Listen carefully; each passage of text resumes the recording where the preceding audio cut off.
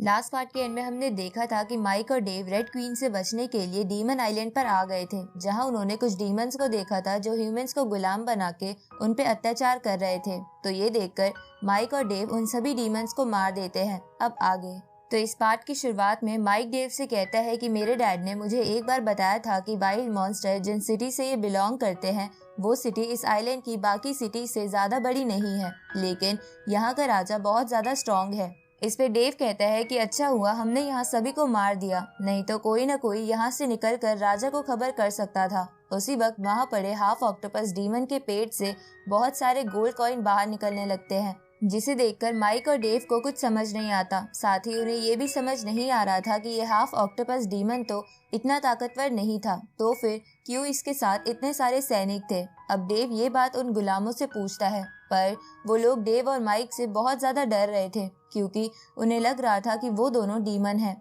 और वो उन्हें मार देंगे। तभी माइक और डेव की नजर एक बच्चे पर जाती है, तो वो दोनों उसे खड़ा करने के लिए उसके पास जाने लगते हैं, लेकिन उस बच्चे के ग्रैंडफादर को लगता है कि वो उसे खाने वाले हैं। इसलिए वो ग्रैंडफादर डेव और माइक से कहता है कि आप इसे छोड़ दो, बल्कि इसकी जगह मुझे खा लो।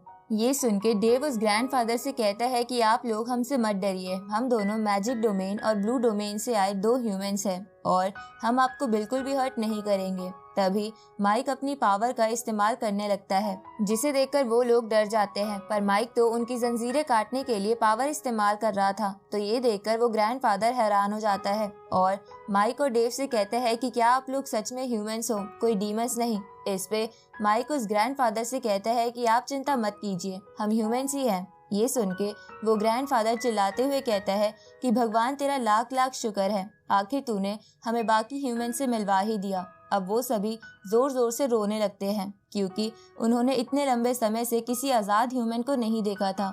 इसके बाद माइक उस ग्रैंडफादर से पूछता है कि आप लोग इस हाफ ऑक्टोपस डीमन की गुलामी क्यों कर रहे थे।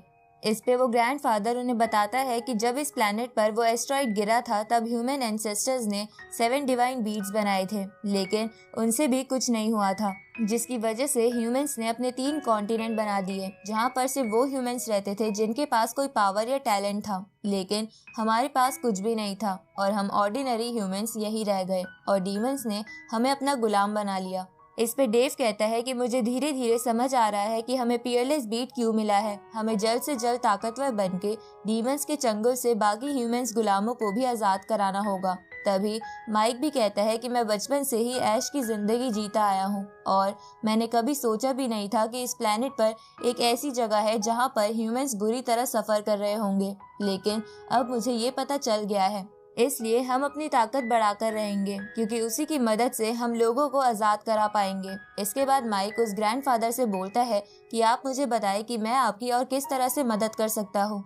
इस पे वो ग्रैंडफादर कहता है कि हम इस ऑक्टोपस डीमन का इस्तेमाल करके एक सिटी में जाने का सोच रहे थे क्योंकि वहाँ हमारी लाइफ थोड़ी बेटर हो जाएगी, लेकिन अब वहाँ जाना मुमकिन नहीं है। ये सुन के माइक को एक आइडिया आता है। आगे हम वाइल्ड मॉन्स्टर सिटी के एग्जिट गेट को देखते हैं, जहाँ एक एलिफेंट डीमन और कुछ सैनिक खड़े थे। तभी माइक और डेव डीमंस का भेष बनाकर उन लोगों को गुलामों की तरह उस सिटी के गेट पर ले आते हैं, जहां माइक डेव से कहता है कि तुम्हें मेरा ये आइडिया कैसा लगा। इस पे डेव माइक से कहता है कि ये बहुत ही बेवकूफ़ी भरा आइडिया है, लेकिन मैं फिर भी चाहूंगा कि तुम्हारा आइडिया काम करे। इसके बाद वो दोनों उन लोगों को सिटी के अंदर ले जाने लगते हैं, पर तभी वो एलिफेंट डीमन उन्हें रोक लेता है और उनसे पूछता है कि ये सब लोग कौन हैं। इस पे माइक एलिफेंट डीमन से कहता है कि हमें ये ह्यूमंस यहाँ आते हुए रास्ते में मिल गए, इसलिए हम इन्हें गुलाम बनाकर ले आए। तो ये सुन के वो एलिफेंट डीमन अंदर जाने की परमिशन दे देता है, जिसे देखकर माइक डेव को ताना मारने लगता है कि उसका प्लान कामयाब हो गया।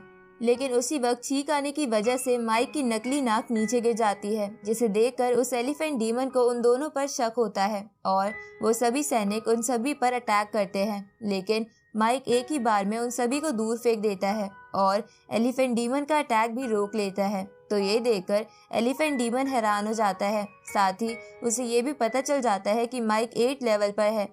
तभी माइक अपना बाकी का मेकअप उतारते हुए एलिफेंट डीमन से बोलता है कि हम बहुत पहले ही हाफ डीमन से फुल डीमन बन गए हैं, इसलिए हम ह्यूमंस का रूप ले सकते हैं और हमने ये रूप बस इसलिए ले रखा है क्योंकि हमें अपने हाफ डीमन वाले रूप की याद आ रही थी।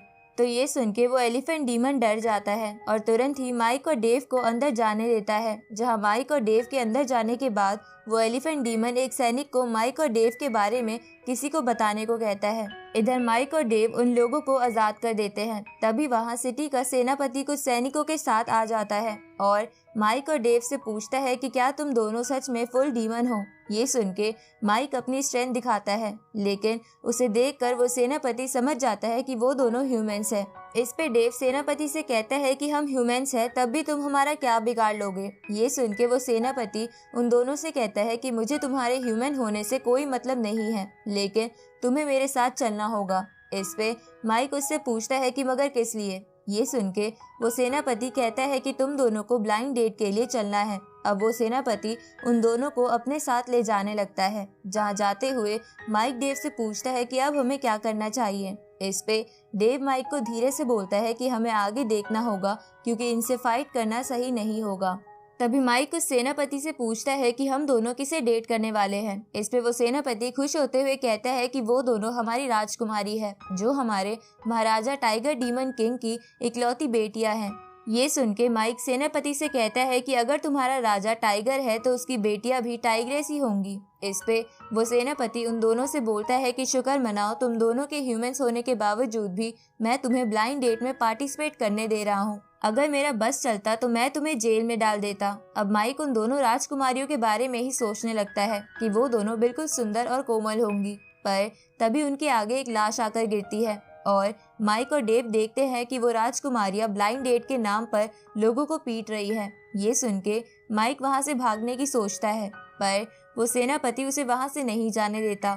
तभी डेव माइक को ताना मारते हुए कहता है कि मैं दुआ करूंगा कि तुम्हारी शादी इनमें से किसी एक से हो जाए और तुम यहीं रुक जाओ। ये सुन के माइक को गुस्सा आता है। उसी वक्त वहाँ खड़ा एक बंदा माइक और डेव को हेलो करता है, तो माइक उससे पूछता है कि क्या तुम्हें भी यहाँ पकड़कर लाया गया है। इस पे वो बंदा बोलता है कि अगर मुझे यहाँ पकड़कर नहीं लाया होता तो मैं क्या पागल हूँ जो मैं यहाँ खुद आऊंगा। इसके बाद वो बंदा माइक और डेव से कहता है कि मेरा नाम येरान है और मैं माउंटेन डिगिंग क्लैन से हूँ।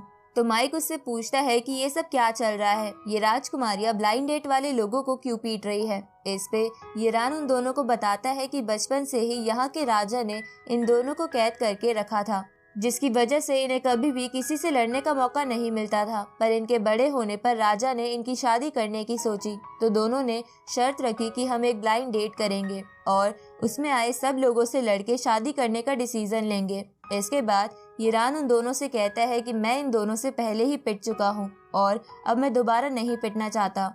इसमें माइक येरान से कहता है कि ठीक है, हम तुम्हारी अब की बार मदद करेंगे। उसी वक्त वो दोनों राजकुमारियां एक और बंदे को एरिना से बाहर फेंक देती है और वहां खड़े सभी लोगों को इंसल्ट करते हुए येरान को ही फाइट के लिए बुला लेती है। तो ये सुन के येरान माइक और डेव की तरफ देखने लगता है, लेकिन वो दोनों तो ऐसे रिएक्ट करते हैं जैसे कि वो दोनों उसे जानते ही नहीं हैं। तो ये देखकर येरान को ना चाहते हुए भी फाइट के लिए अपना आयरन आर्मर पहनना पड़ता है, जिसे देखकर माइक और डेव समझ जाते हैं कि येरान भी उन दोनों की तरह 8 लेवल पर है।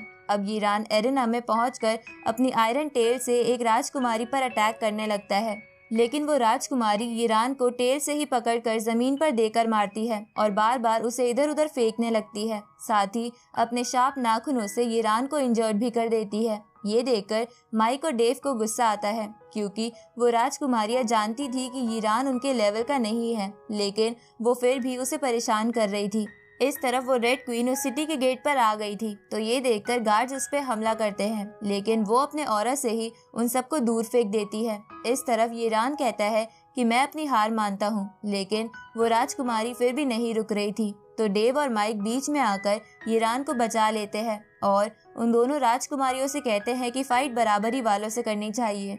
ये सुन के वो दोनों बोलती है कि तुम दोनों कौन हो, लेकिन तभी उन दोनों को ध्यान से देखकर वो दोनों समझ जाती है कि वो दोनों ह्यूमंस हैं। इसलिए वो उन दोनों से कहती है कि तुम दोनों वीक ह्यूमंस हमारा क्या ही बिगाड़ लोगे। अब ये बोल के वो दोनों एरिना से बाहर जाने लगती है, पर ये सुन के माइक और डेव को गुस्सा आ गया था, इसलिए वो अपनी पूरी ताकत शो करने लगते हैं। जिसे देखकर उनमें से एक राजकुमारी कहती है कि क्या तुम मुझे चैलेंज कर रहे हो। इस पे वो दोनों कहते हैं कि हम सिर्फ तुम में से एक को नहीं बल्कि दोनों को फाइट के लिए चैलेंज करते हैं। ये सुन के वो राजकुमारियां इसके लिए मान जाती है और इसके बाद उन दोनों टीम्स की फाइट स्टार्ट हो जाती है और इसी के साथ ये पार्ट यही खत्म होता है।